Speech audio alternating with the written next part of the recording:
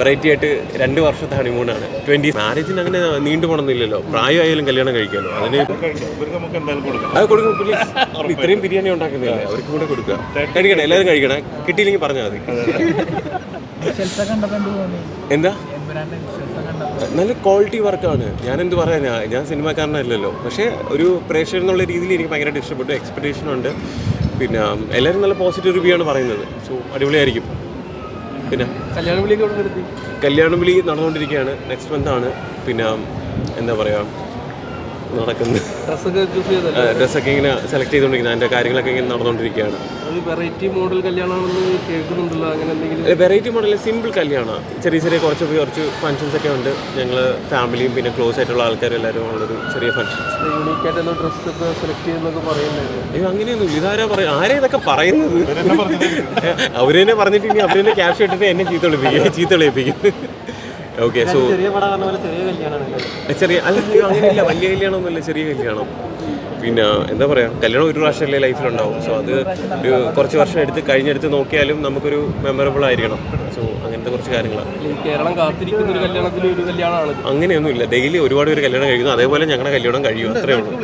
എന്താ പറയുക, നമ്മൾ സ്നേഹിക്കുന്നവർ എല്ലാവരുടെയും പ്രാർത്ഥന അനുഗ്രഹം ഉണ്ടാവണമെന്ന് ആഗ്രഹിക്കുന്നു, അത്ര തന്നെ.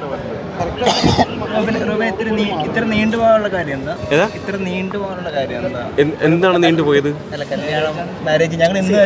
ഞാൻ പറയട്ടെ, മാരേജിന് അങ്ങനെ നീണ്ടു പോകണമെന്നില്ലല്ലോ, പ്രായമായാലും കല്യാണം കഴിക്കാമല്ലോ. അതിന് ഇപ്പം നമ്മളെപ്പോഴാണോ ഓക്കെ ആവുന്ന ആ ടൈമിൽ കല്യാണം കഴിക്കുക എന്നുള്ളതാണ് അതിൻ്റെ ഒരു ഇത് അല്ലേ. നമ്മൾ ഓക്കെ ആവുന്ന, അല്ലാതെ ഇന്ന സമയത്ത് കല്യാണം കഴിക്കണമെന്നൊന്നുമില്ലല്ലോ. എനിക്ക് കല്യാണം കഴിക്കണമെന്നുണ്ട്, അതിൻ്റെ കറക്റ്റ് ടൈമായി കല്യാണം കഴിക്കുന്നു.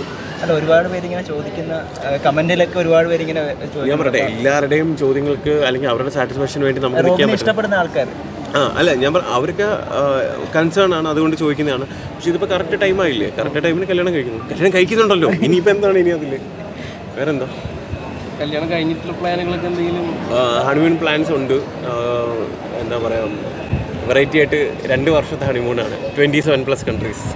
എൻ്റെ ഒരു ഫ്രണ്ട് എന്താ പറയുക, ഒരു ഹോളിഡേ ലൈക്ക് അവരൊരു ഡെസ്റ്റിനേഷൻ ഹോളിഡേയ്സ് എന്നാണ് അവരുടെ പേര്. സോ പുള്ളിക്കാരി എൻ്റെ ഒരു ഫ്രണ്ടാണ്. അപ്പം വെറൈറ്റി ആയിട്ട് നമുക്കൊരു 2 ഇയേഴ്സിൻ്റെ പ്ലാനാണ് ഇപ്പം വെച്ചിരിക്കുന്നത്.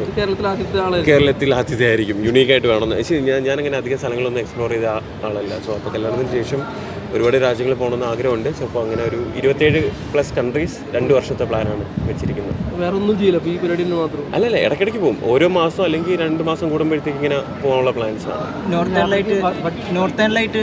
നോർത്ത് ലൈറ്റ് ഉണ്ട്, പക്ഷേ അത് ആ സമയത്തുണ്ടോയെന്ന് അറിയത്തില്ല. നമുക്ക് അതിനുള്ള ടൈംസ് ഉണ്ടല്ലോ. ആദ്യം പോകണ ചിലപ്പോൾ അസർബൈജാൻ ആയിരിക്കും, കാരണം മഞ്ഞത്ത് പോകണം. അല്ലെങ്കിൽ ഞാൻ മഞ്ഞൊന്നും കണ്ടിട്ടില്ല, മഞ്ഞത്ത് കളിക്കണം, അല്ലെങ്കിൽ അങ്ങനെയൊക്കെ കുറച്ച് ആഗ്രഹങ്ങളുണ്ട്. അപ്പോൾ അതായിരിക്കും ലൂസ് ആണോ? അല്ല, അത് എല്ലാവർക്കും അറിയാവുന്ന കാര്യമില്ല. അസർബൈജാനൊക്കെ ഇപ്പോൾ മിക്കുള്ള മലയാളികളും പോകുന്ന സ്ഥലമല്ലേ. അതിപ്പോൾ ലൂസ് മാത്രമല്ലല്ലോ. പിന്നെ അല്ല, ബഡ്ജറ്റില്ല, എനിക്ക് ഫ്രീ ആയിട്ട് പോയിട്ട് ദൈവം സഹായിച്ച് അങ്ങനെ കുറച്ച്. ലാലേട്ടൻ്റെ അനുഗ്രഹം ഒബ്വിയസ്ലി കല്യാണത്തിന് വരാൻ പറ്റുമെന്ന് അറിയത്തില്ല. ഞാൻ എല്ലാവരും ക്ഷണിക്കുന്നുണ്ട്. അപ്പോൾ ലാലേട്ടൻ്റെ അനുഗ്രഹം എന്തായാലും വാങ്ങും. പുള്ളിക്കാരൻ്റെ തിരക്കുള്ള ആളല്ലേ, പ്രതീക്ഷിക്കുന്നു. പക്ഷെ നോക്കാം, നമ്മുടെ സമയത്ത് എങ്ങനെയാണ് നോക്കിയിട്ട് ചെയ്യാമെന്ന്. നേരിട്ട് പോയി ഇൻവൈറ്റ് ചെയ്യും. അല്ല, ചെയ്യാൻ പോകുന്നേ ഉള്ളൂ. പിന്നെ ഈ 2 വർഷത്തെ ട്രിപ്പിൽ ക്രൂയിസ് ട്രിപ്പ് എല്ലാം പ്ലാൻ ചെയ്യണ്ട? അങ്ങനെ പ്ലാൻ ഇല്ലായിരുന്നു, പക്ഷേ ഇത് കൊള്ളാം. ഇപ്പോഴാണ് ഒരു ഐഡിയ ആണ്, അതുകൊണ്ടൊന്ന് പറഞ്ഞു നോക്കാം. ക്രൂസ് ഷിപ്പിൻ്റെ കാര്യം അതുകൊണ്ടൊന്ന് പറഞ്ഞു നോക്കാം. എന്നാലും ഇങ്ങനെ ഐഡിയാസ് നിങ്ങളിൽ നിന്നും കിട്ടുമല്ലേ.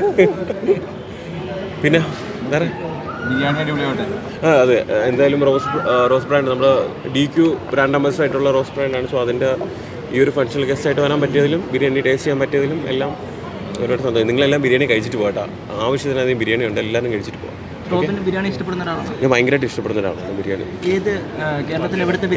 എനിക്ക് ആക്ച്വലി തമിഴ്നാട് സ്റ്റൈൽ ബിരിയാണിയാണ് കുറച്ച് കൂടുതൽ ഇഷ്ടം. പിന്നെ എല്ലാം ബിരിയാണി ആയാൽ മതി. കുറച്ച് സ്പൈസി ഒക്കെ ആണെങ്കിൽ നല്ല ഇഷ്ടമാണ്. മലബാർ ഇഷ്ടമാണ്. Okay, thank you. ബൈ.